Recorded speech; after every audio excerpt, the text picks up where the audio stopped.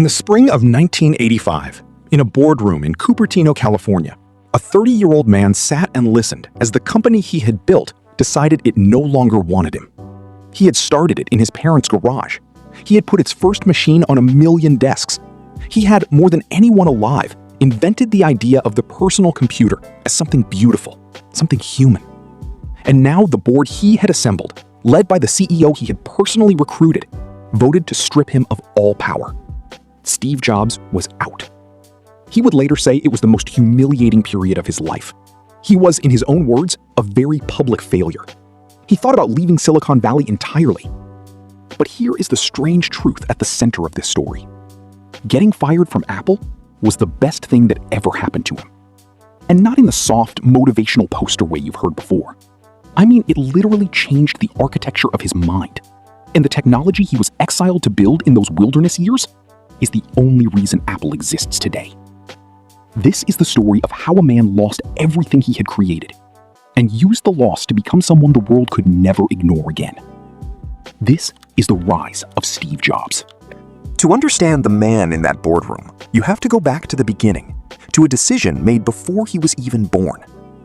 In 1955, a young, unmarried graduate student gave her baby up for adoption. She had one condition: the boy must go to parents who would send him to college. At the last moment, the couple who were meant to adopt him changed their minds. They wanted a girl. So in the middle of the night, a call went out to a working-class couple on a waiting list, a machinist and his wife. The mother had never graduated college. The father had never finished high school. The biological mother refused to sign the papers for months. She only relented when they promised, in writing, that this boy would one day go to college. That boy was Steve Jobs, and that promise, made by strangers about an infant, would shape everything. He grew up in what would become Silicon Valley, in a house where his adoptive father taught him to work with his hands, to care about the parts of a thing nobody would ever see. Build it beautifully, his father told him, even the back. Jobs absorbed that completely. Decades later, he would obsess over the inside of a circuit board no customer would open, because his father had taught him that real craftsmen care about the parts that don't show. He was brilliant, difficult, and restless. He dropped out of college after one semester, unwilling to spend his working-class parents' savings on classes that bored him. But he kept sneaking into the ones that didn't. A calligraphy class he sat in on, with no intention of ever using it, would resurface 10 years later in the typography of the first Macintosh. He could not connect those dots looking forward. Almost nobody can. But the pattern of his entire life was already forming. Follow the thing that pulls you, even when it makes no sense, and trust that it will mean something later. In 1976, in his parents' garage, Jobs and his friend Steve Wozniak started a company. Wozniak was the engineering genius. He could build the machine. But Jobs was something rarer. He understood that a computer didn't have to be a hobbyist's toy covered in wires. It could be a finished, beautiful object that an ordinary person would want in their home. That was his gift. Not building the technology, seeing what it could become, and refusing to accept anything less. Within 4 years, Apple went from 2 young men in a garage to a company about to go public. When it did, in 1980, it created more millionaires in a single day than any company in history to that point. Jobs was 25 and worth over $200 million. But money was never the engine for him. He has said it plainly. The goal was never to get rich. The goal was to build something that mattered, to put a dent in the universe. And then came the machine he believed would do exactly that, the Macintosh. Jobs poured everything into it. He drove his team to the edge of collapse, demanding the impossible, refusing compromises, obsessing over details no one else thought mattered. The curve of a corner, the font on the screen, the sound it made when it turned on. He was brilliant. He was also, by many accounts, impossible to work for. He could be cruel. He played favorites. He believed the rules that applied to other people did not apply to him. And that intensity, the same fire that built the Macintosh, was about to burn him. To run the business side of Apple, Jobs had recruited John Sculley, the president of Pepsi, with one of the most famous lines in business history. "Do you want to sell sugar water for the rest of your life?" he asked him. "Or do you want to come with me and change the world?" Sculley came, and for a while, it worked. But the Macintosh, for all its brilliance, sold slowly. It was expensive. It was underpowered for what it promised. The company's profits were coming from older products, and tension was building between Jobs and Sculley over the direction of everything. Their visions split. Then it became a war. And when it came to a head, the board had to choose. The volatile, divisive 29-year-old founder, or the experienced executive running the day-to-day. They chose Scully. Jobs was stripped of all operational power. He was given a grand title and an office so isolated he called it Siberia. Within months, he resigned. The man who had started Apple in a garage walked out of it as a failure, publicly, completely. He was 30 years old. He had been the future of computing. And now, the consensus across Silicon Valley was simple. Steve Jobs was finished. He would later admit how lost he was. He met with two legends of the Valley, David Packard and Bob Noyce, to apologize for how badly he had fumbled it. He thought about running away from the industry entirely, but he didn't, because somewhere in the wreckage, something became clear to him. He still loved what he did. The rejection hadn't changed that at all. And so instead of leaving, he decided to start over. What happened next is the part of the story almost nobody tells properly. In the years everyone assumed he was over, Jobs did the most important work of his life. He started a new computer company called Next, building advanced machines for universities and businesses.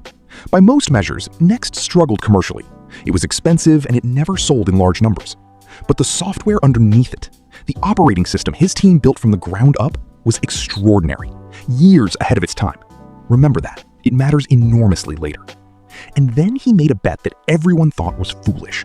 He bought a tiny computer graphics division from George Lucas for $10 million, a struggling little outfit full of artists and engineers who wanted to make films with computers.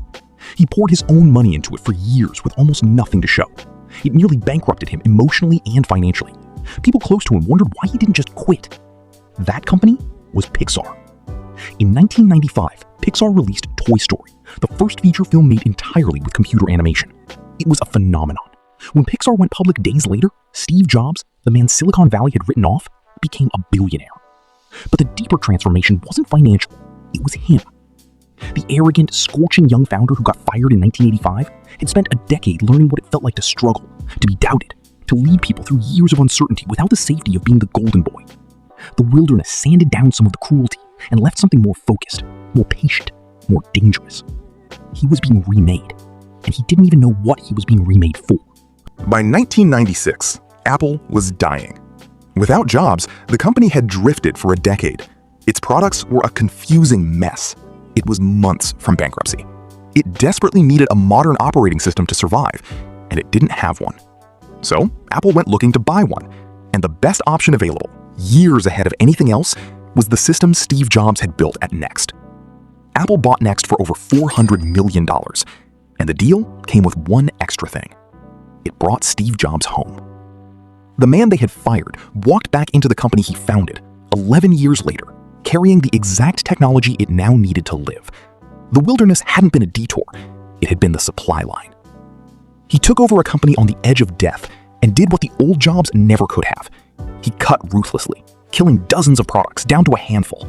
He focused, he simplified. He brought the patience and the clarity the wilderness had taught him. And then, over the next decade, he did something no one in business history had ever done. He turned the company that fired him into the most valuable company on earth. The iMac, the iPod, the iTunes Store, and in 2007, standing on a stage, the device that would reorganize human life itself, the iPhone. Every one of those was built by a man who had been broken in a boardroom and rebuilt in exile. The calligraphy class, the father's lesson about the parts that don't show, the decade of being doubted. Every dot he could not connect looking forward, connected now, looking back.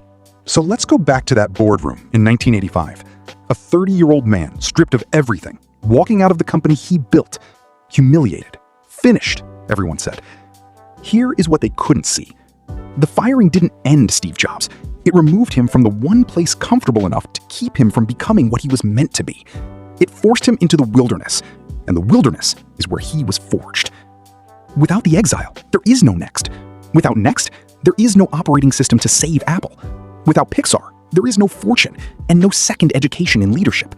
Without the years of being doubted, there is no patience, no focus, no restraint. The version of Steve Jobs who changed the world was not the one who got fired. It was the one the firing created. He said it himself years later. Getting fired from Apple was the best thing that ever happened to me. The heaviness of being successful was replaced by the lightness of being a beginner again.